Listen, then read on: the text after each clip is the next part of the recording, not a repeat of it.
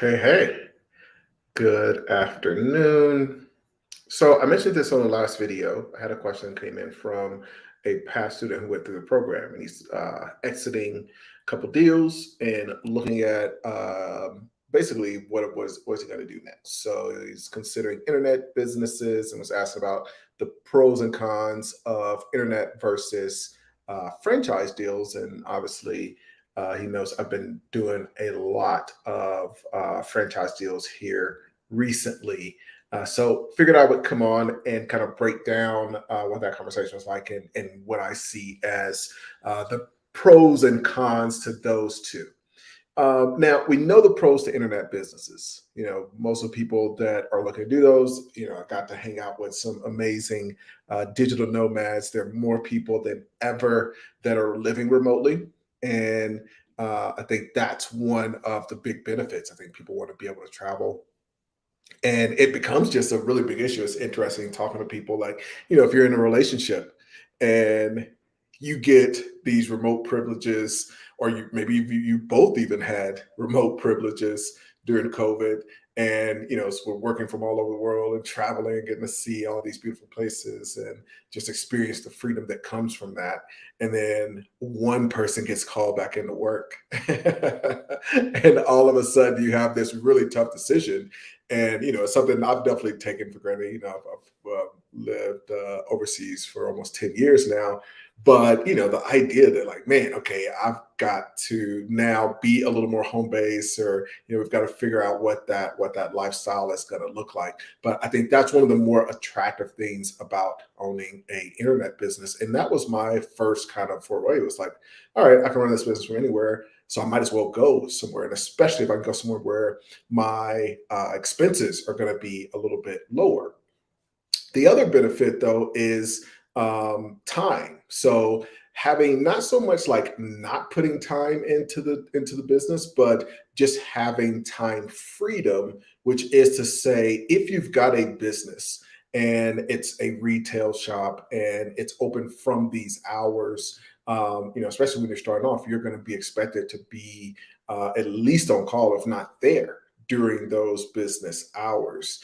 And so the cool thing about the internet is it allows flexibility. So even if you're putting in the same 8 hours, you might be able to wake up early in the morning, put in 2 hours, go hang out on the beach, do a early lunch, come back in the afternoon, put in 4 hours, go have drinks with friends, do whatever, and before sleep, put in a couple hours. That just scheduling flexibility is really cool. And then the final piece, and I'd love to get y'all's, if I'm missing, what other ones that you feel like I'm missing here. But I think the other major one is passivity. Now, I don't consider passive to be what most people say. It's like, oh, I'm not working on the business.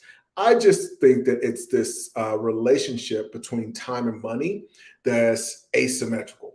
It just means that they're disconnected.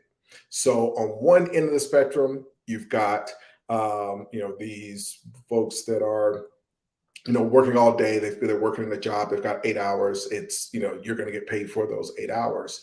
And when you get into the internet business, you can have those transactions that maybe you did work that day, but now all night while you're sleeping, you're generating these money. And so it's just an asymmetrical relationship, and then asymmetrical in the sense that you can be putting in the same amount of hours, and that income is consistently growing.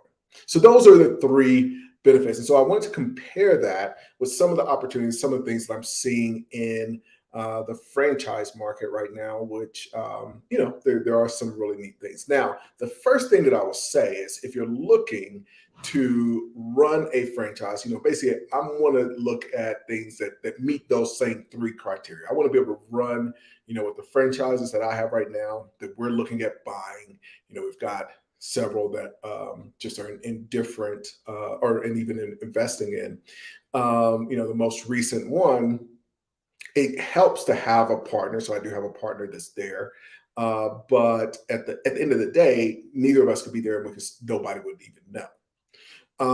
And so that does become a really important part of any deal that I'm going to do. But I want to look at franchising from those three criteria and kind of break down like, okay, how do you do a franchise deal that way? Now, so the first thing that you have to make sure is that the franchisor is going to allow that. So there are a lot of franchises. If you go to McDonald's and you want to buy McDonald's, they have in their franchise agreement that you're basically involved in the running and management of the business and on site and available to be on site and that kind of thing.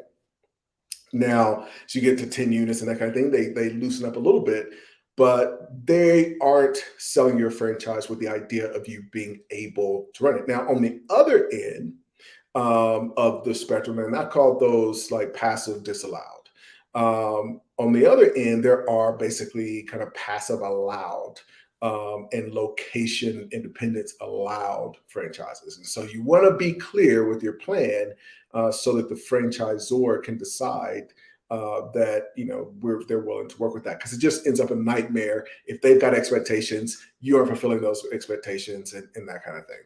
So some of the passive franchises, there are deals where it's essentially like owning a stock. Those are going to be a little more expensive. So I want to talk about the semi-passive first. So what do I consider to be semi-passive? These are businesses that, number one, like I said, I'm only looking at deals I can run from anywhere. But more importantly, I don't even want to run it from anywhere and have to have even a manager that's putting in 8 hours a day in order to run it. And so these semi-passive deals are things that are going to require about 10 hours a week. And there are a lot of these that we've looked at that match up, especially because I think some of you who've been through DMI know that we're doing a lot of businesses in the beauty, hair, massage space. And so, we've been analyzing and talking to several franchisors as well that kind of meet this criteria. So there are several that meet that have those two things. You can run it from anywhere, and you can do it in about 10 hours a week, and they don't require you to be on site. They're totally okay with you running it from wherever you like. And what their hope is that you have multiple units. So that's the other part. For me personally, I don't want to go in, get really familiar with a particular system, get good at growing it, get good at marketing, have my team that understands it. And then they say, well, no, we don't want you to buy another one for 3 years. A lot of them will put that kind of limitation. And this is why, doing the right franchise that matches with your long-term plan is so crucial, because that's a nightmare. Like if you go through that, you've got capital, you're ready to roll out the next deal. Like, oh no, you can't do another one because we want you to really focus on this one. There are a lot of franchises that do that. So semi-passive, tons of opportunities. Now, how does that compare to a internet business? I think the biggest difference between the two, if I'm running, a massage franchise from overseas, or we just did a CBD franchise. We're doing this type of deal, and we're working on that from overseas. The real difference there is just the risk. I think both can be run really remotely. In the CBD case in particular, I mentioned before, like with that business, you could see, even while we're in due diligence, you can see everything that's happening in that store mobilely, every transaction. I mean, when I look at logging into Stripe and being able to analyze what's going on in the business from that perspective, it's really just the same thing. I run that business the exact same way. So semi-passive is very easy. Now let's get to passive. Now, what do I consider to be passive? Passive is you as the owner just have really no responsibility. They're running the business. And this isn't that you're hiring a franchise, you're hiring a manager to run your franchise and you're training them. It's the franchisors doing that.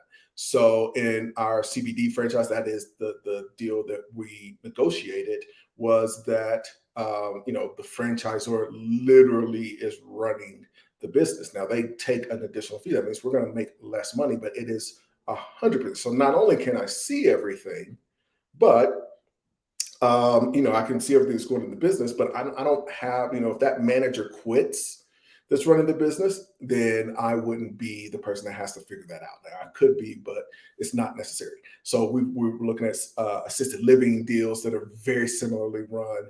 Just this is completely passive. There's a laundry deal we looked at, membership. And so, when I look at these two again, it's what's the difference in the internet business? I think it is the risk. So if you've got, if you've been in the internet space, you know that things change. There's Google updates.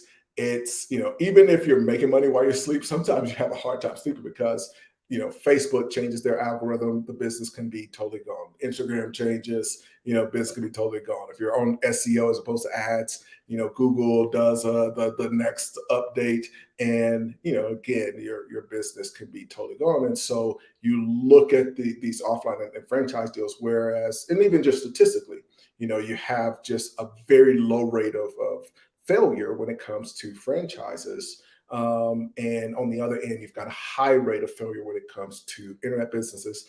And so the other part that ties into that is the biggest difference is big shout out. I had a buddy who just closed the internet deal with SBA, but the truth is getting SBA is very difficult. I talk to brokers all the time. It's like, man, like I'd love to be able to do more of these with SBA. You just suppose that to franchises, and that's what banks want. They want to finance these deals. Investors want to invest in these deals because the failure rate is so low. So I think with those two combined, you can get a lot bigger deal. It's a lot less risky, and you're still able to get those location and time independence. And so that was the conversation. And I wanted to share with you guys. If you're interested in taking a look at, we've actually got a laundry business. We got a couple of franchises that are already existing with Good Merger, and then we've got just a ton of franchise opportunities that we're going through, analyzing. We're buying as well. I don't want. I wouldn't trust somebody who's not doing the deals to try to tell me what deals I should do. So we're going through and analyzing that. So if you're interested in that, reach out, ace@goodmerger.com. If you are interested in learning more about buying businesses, be sure to check out the patreon.com/AceChapman, and be sure to like the video, subscribe here. More cool stuff coming. Hit me with any questions that you got, especially if it's on franchises. We're doing a lot of deals in that space right now. We're also offering financing. So this is probably the most important thing. The two parts that you want to make sure if you're taking advice from somebody is, number one, are you putting your money here? And then number two is, are you willing to invest in me putting some money here as well? And so we do both of those with Fiji. We're financing these. And so that is something that is really cool. All right. Talk to y'all soon. Hope y'all are having an amazing day. I guess I'll do a couple of these comments before we get out of here. Cabo del Norte, ¿qué pasa, hombre?